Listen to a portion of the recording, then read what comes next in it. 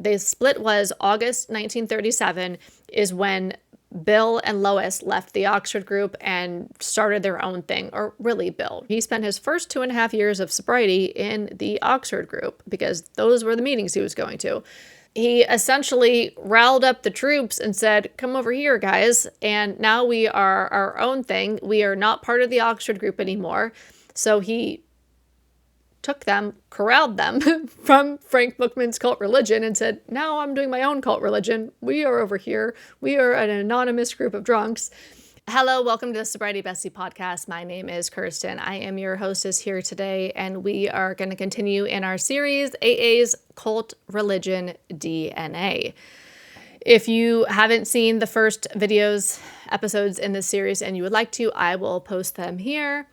And let's continue. This video is about AA's hidden years, and it is so helpful, I think, in the deconstructing process to understand the actual origins of the group that we were in, that we're getting out of our heads and out of our lives. There's a lot of healing, a lot of liberation, and a lot of evolution that can come out of unpacking it all and having a clear perspective on really how it started and that it was hidden. In some of the other videos in this series, we have touched on AA's hidden years, the secret years, the first years of AA when before it was founded, even though we count it founded from 1935.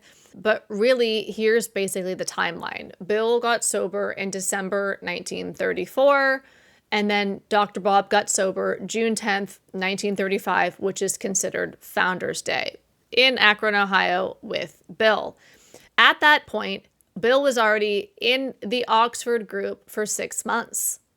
So when he was at the Mayflower Hotel calling people, trying to find an alcoholic to help, when he actually ended up finding Dr. Bob, he was calling Oxford group people. Some lady from the Oxford group, I think her name is Harrietta, I think so. She's the one who said, yeah, I know someone who's a drunk that you're looking for. We have somebody like that in the Oxford group. His name is Dr. Bob. So Bill had been in the Oxford group cult religion already for 6 months when he's proselytizing, looking for a new recruit for the Oxford group. But he's looking specifically for a drunk to bring into, like a drunk as he calls it, to bring into the Oxford group. Well, Dr. Bob is already in the Oxford group, so it's perfect. He goes to Dr. Bob's house. Dr. Bob was already a member of the Oxford group for 2.5 years at that point. So they're both members of the Oxford group cult religion when they meet for the first time. Although I don't recall ever knowing any of that when I was in Alcoholics Anonymous. That was like not at all in my conscious. I learned that just this past couple of weeks when I was doing research for these videos. So obviously when Bill meets Dr. Bob, Bill doesn't have a program of his own. He hasn't even helped anybody get sober yet. He's only stayed sober himself, which, yes, okay, fine. It's a miracle. It's great. Bill's sober. Yes, that's good news. But he doesn't have a program yet. Obviously, no one's actually sober yet. He doesn't have steps. He doesn't have a name. It's not Alcoholics Anonymous. It's not a thing yet. It's not founded then. It didn't exist then. That's Dr. Bob's sobriety date. In fact, the Akron Oxford group that Dr. Bob was a part of, it still continued for 4 years after that. That Bob was in the Oxford group when he was in Akron. It wasn't an AA group he was going to. There wasn't AA meetings yet. It was an Oxford group meeting. Bill was in Oxford group meetings in New York for 2 years. And then there was someone in Cleveland for 3 years running an Oxford group that was bringing alcoholics in and converting them into Frank Bookman's cult religion called the Oxford group. Then in Akron, Dr. Bob started his own independent Oxford group. And eventually he kicked off the name Oxford group and just rejigged it. Okay, now we're Alcoholics Anonymous. That's at least what I have found through doing my own research. This is alleged. I wasn't there. The way that it was referred to was they had a bunch of drunks in Frank's cult religion, in Frank Bookman's cult religion, the Oxford group. So the original AA meetings were actually Oxford group meetings. So when they went to meetings, it was Oxford group house parties or Oxford group meetings at whoever's house it was at. There were public confessions, the surrender to God, the Oxford group format. It was the Oxford group language and theology. There was no steps. AA wasn't a thing yet. And then a split happened, and there's conflicting reasons on why the split happened, why Bill left the Oxford group, essentially.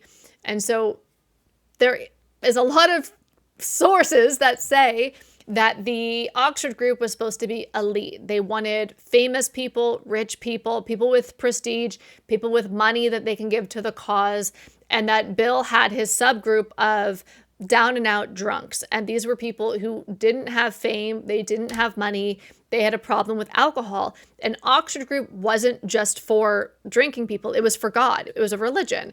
But they had people within it who were getting sober. And so some sources say that Frank Bookman and the Oxford group didn't want Bill's down and out drunks in the Oxford group. That wasn't the movement that they were trying to achieve. That wasn't the client. They wanted to be elite. That wasn't the clientele that they wanted. And other sources say that Bill was, what is the word, like megalomania? That Bill had a big ego, that so did Frank Bookman, and there wasn't room for both of them in the group, that Bill wanted to do things his own way. He didn't want to be under Frank's group. Regardless of the reason, there was a split. And August 1937, when Bill is 2.5 years sober, he separates from the Oxford group. And so what he does is he essentially takes his group of drunks, his anonymous alcoholics, and says, right, come with me, fellas. We're doing this over here. We are no longer the Oxford group. We are now our own group of drunks or anonymous alcoholics. And obviously, if Frank Bookman and the Oxford group are looking for rich and famous people, anonymous is like the opposite of like famous. Anonymous drunks are not really fitting the model of what they're looking for.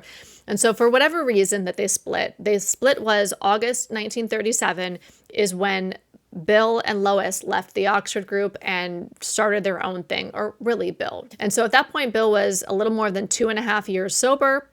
So he spent his first 2.5 years of sobriety in the Oxford group because those were the meetings he was going to.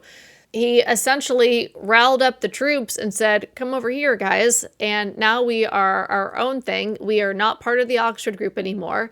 So he took them, corralled them from Frank Bookman's cult religion and said, now I'm doing my own cult religion. We are over here. We are an anonymous group of drunks. Yeah, that was August 37. And 1938 is when they wrote the big book. Bill and other people wrote the big book. Some sources say that originally Bill asked Shoemaker, who was a member of the Oxford group, to write the 12 steps, and he declined it.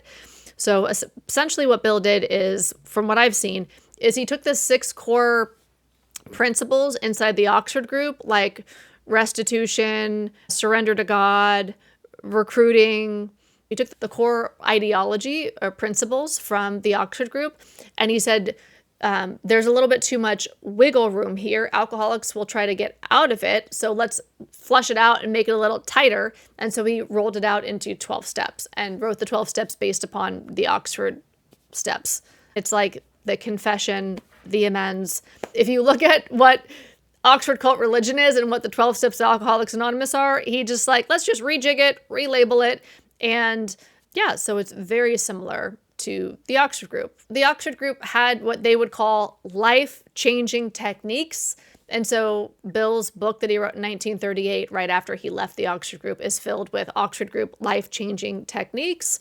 We talked about in a prior video about why the origins of AA might be hidden. Just briefly here, my guess is that the 2 biggest reasons would be, aside from maybe Bill's pride, but to me, the 2 biggest reasons are it was a cult religion, so they wanted to hide that it came from a cult religion. And then number 2 is that the founder of the cult religion, Frank Bookman, the founder of the Oxford group, the leader of the Oxford group, had ties with Nazis. Remember, this is 1930s that we're talking. Bill got sober in December 1934, and the big book was written in 1938. So Hitler is already doing all the rallies. Frank Bookman, the founder of the Oxford group, Bill's leader, because Bill was in the Oxford group for 2.5 years. While Bill was in the Oxford group getting sober, his leader, his cult leader, was in Nuremberg and at Nazi party rallies saluting Hitler. So that might be another reason why Bill wanted to cover the roots. Or maybe Bill was just really arrogant. Maybe it was just straight up narcissism and he wanted to take all credit for it. So I don't know. I don't think it's fair to assume people's intentions. There's no way of knowing, but it's clear to me when I've dug around into the data and watched lots of documentaries. I've watched documentaries on Frank Bookman, Bill Wilson, Hitler, all around the board. And it seems clear to me that the hidden years of AA are those first couple of years when it was not AA, it was the Oxford group. It would have been a little more rigorously honest if they just said it was founded in August 1937 when they left the Oxford group, and then said, thank you, Frank Bookman, for helping us get sober and letting us like be a part of your group. And now we're going to spin off in our own little direction and kind of rejig it and just be for alcoholics only.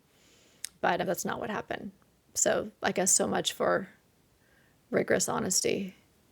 What is that line about constitutionally incapable of being honest?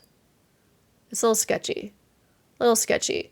So I've been surprised to create this series to find out that it was even more dishonest, delusional, make-believe origins than I had initially thought. What do you think? Did I leave anything out? Do you know more about this that you can share with us in the comments? What are your thoughts? I really hope that exploring the roots of AA and its cult religion DNA helps the deconstructing process for you a little more. I know it's helped me a little more clear of like, whoa, that's what I was in. Really what it's done for me to understand AA better 5 years after leaving AA is it's changed my opinion of AA from a group that before I would have been like, maybe I would have said go. And now I'm like, no, it's a harmful cult religion. And I would never recommend anybody to go to Alcoholics Anonymous.